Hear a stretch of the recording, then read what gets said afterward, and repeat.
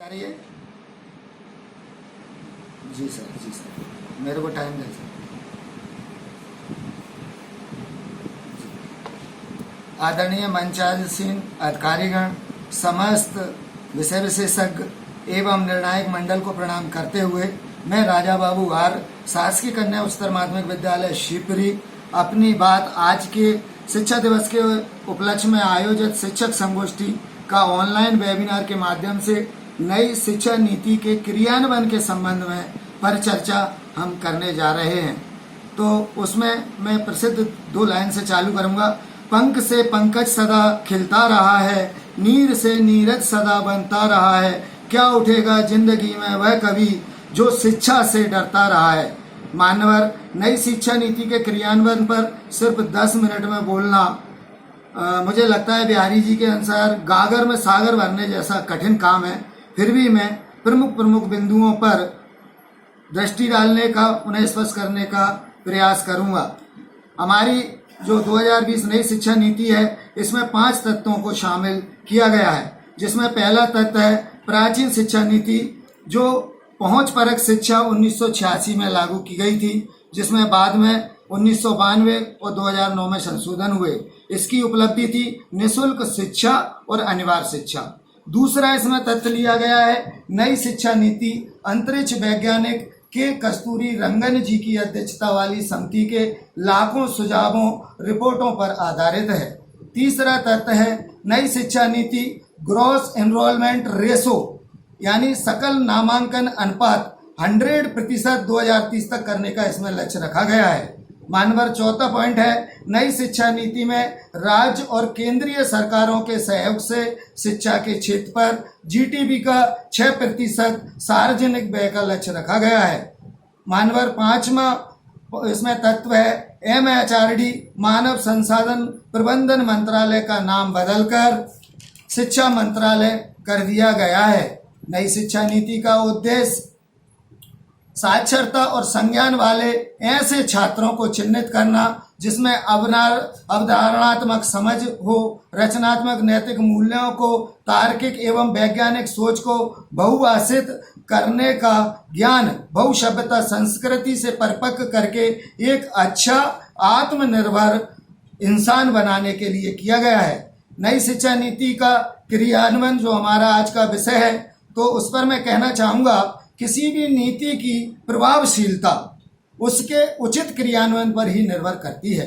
उसकी सफलता असफलता विभिन्न घटक संस्थाएं मिलकर के पूर्ण करती हैं और आपसी तालमेल और सामंजस्य से उसे पूरा करती हैं। जैसे नई शिक्षा नीति में MHRD मानव संसाधन विकास मंत्रालय, CABE centre advisory board of education, NTA national testing agency, NCERT national counselling of research and training, शिक्षा विभाग, बोर्ड, शिक्षा मंत्रालय, नियामक घटक राज्य और केंद्र सरकारें आपस में समवर्ती भाव से मिलजुल करके और इस पर कार्य करती हैं। इसको सफल बनाने के लिए इसके क्रियान्वयन का प्रयास करती हैं और इसके क्रियान्वयन के संबंध में बिंदु क्रमांक 27.2 पे कहा गया है कि निम्नलिखित सिद्धांतों पर, ऐसे बहुत सारे सिद्धांत हैं जिनके आधार पर इसका क्रियान्वयन होगा।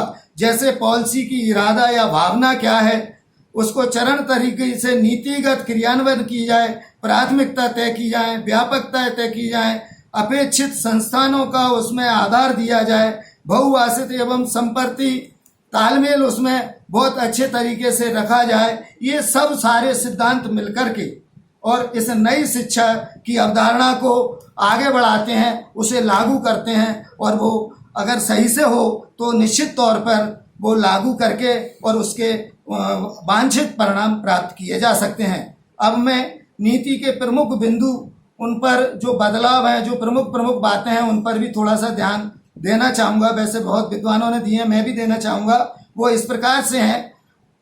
नई शिक्षा नीति इंडिया डिपेंड एजुकेशन, यानी यह भारत केंद्रित शिक्षा है। इस पर भारत की सभ्यता संस्कृति पर जोर दिया गया है, उसको प्रांगण बनाने का प्रयास किया गया है और इससे जो व्यक्ति, जो छात्र निकल के आएंगे, वो निश्चित तौर पर सम्मान और आत्मनिर्भरता से भरे होंगे। वैसे नहीं होंगे। जैसा मैकाले ने कहा था कि मैं पाश्चात्य शिक्षा के माध्यम से भारतीय इंसानों को इतना बदल दूंगा कि वे सिर्फ रक्त से भारतीय होंगे, आचार विचार वेशभूषा से वो पूरी तरह कमजोर होकर हमारे गुलाम हो गए होंगे। अगर आज वो मैकाले जिंदा होते तो देखते हम अपनी तक्षशिला और नालंदा वाले विश्वविद्यालयों की सशक्त परंपरा पर पुनः स्थापित होने जा रहे हैं। अब मैं बात करूंगा पॉइंट टू पॉइंट थोड़ा सा नीति के बारे में।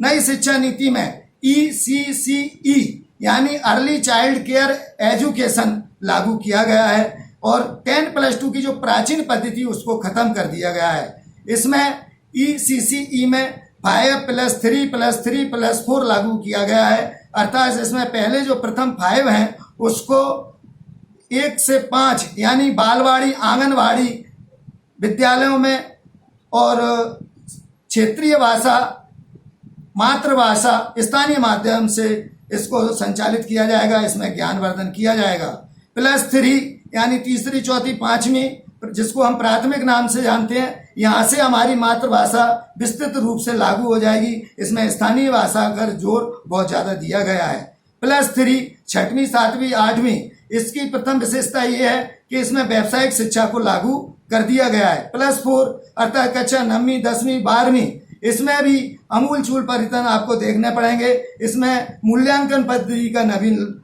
रूप दिखाई देगा।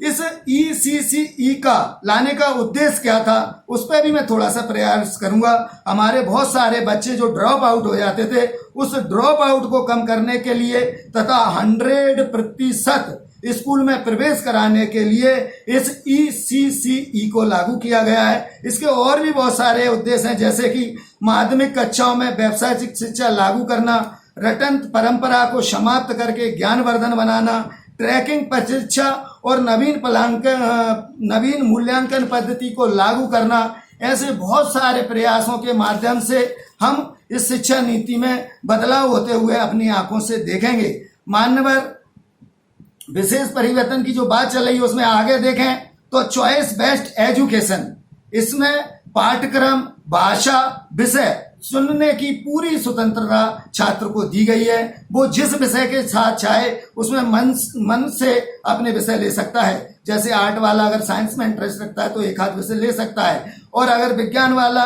मैथ वाला भी अगर आर्ट का इच्छुक है तो वो भी ले सकता है। इसी क्रम को मैं आगे बढ़ाऊंगा। एक और इसमें पॉइंट देखने को मिलता है मल्टी एंट्री एग्जिट एजुकेशन, अर्थात नई तरीके से प्रवेश और निकास। इसमें बच्चा जब अध्ययनरत रहता है और बाधा उत्पन्न होने पर उसको छोड़ सकता है, बाधा समाप्ति पर पुनः आ सकता है। अब बात आती है कि वो पहले पढ़ा उन अंकों का क्या होगा, तो एक इसमें बहुत शानदार बात कही गई है कि अंक बैंक का निर्धारण होगा, अंक बैंक बनाए जाएंगे। ऐसे ड्रॉप जो बच्चे जो छोड़ के जा रहे हैं उनके पूर्व के प्राप्त अंकों को उसमें सुरक्षित रूप से समायोजित किया जाएगा, और जब वो पुनः आएंगे तो बैंक की तरह वो उसमें से अपने अंकों को लेकर और पुनः अध्ययन चालू कर सकते हैं। इसकी सबसे अच्छी जो विशेषता पर्सनली मुझे लगी वो उसमें है, हम आप देखें उसमें सबसे अच्छी विशेषता की अगर हम बात करें तो मुझे इसमें दिखाई देती है स्कूल कॉम्प्लेक्स क्लस्टर एजुकेशन।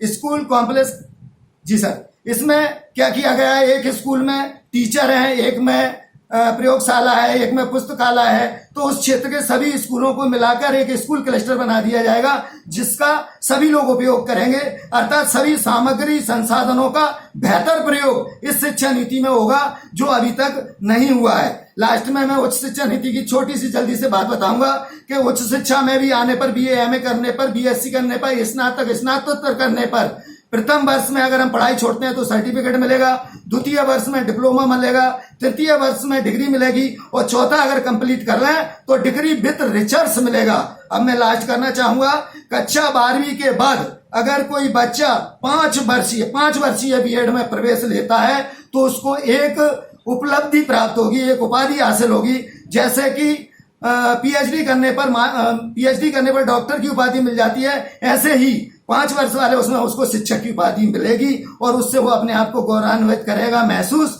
जैसा कि कहा गया है, हमारे भारतवर्ष की संस्कृति सभ्यता ये कहती है कि सबसे बड़ा पद यहाँ गुरु का है। तो गुरुर ब्रह्मा गुरुर विष्णु गुरुर देवो महेश्वरा, गुरु साक्षात पर ब्रह्मा, तस्मै श्री गुरुवे नमः, तस्मै श्री गुरुवे नमः। इसी के साथ मैं अपनी वाणी को विराम देता हूँ। धन्यवाद।